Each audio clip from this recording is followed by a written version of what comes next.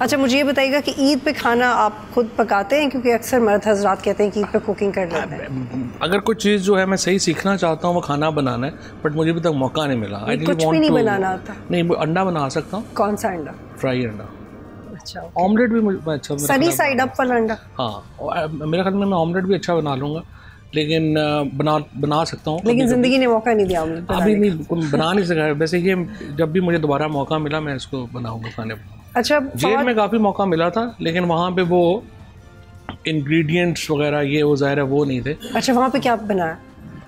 वहाँ पे तो प्रोटीन का खाना जो था वो बनता था, वो बनाता था हमारा लड़का वहाँ पे जो था, तो उसको जो है मुनासिब सा कुक था, लेकिन उसके साथ कुछ तरसा मतलब बनाया खुद नहीं, लेकिन उस तरह से बना सकता। अच्छा, मैं आने वाली हूँ इस पे कि आप जेल में कैसा आपका वक्त गुजरा, लेकिन पहले ये बताइएगा कि इक़्तिदार में रहते हुए ईद ज़्यादा अच्छी होती है या इक़्तिदार से बाहर रह के?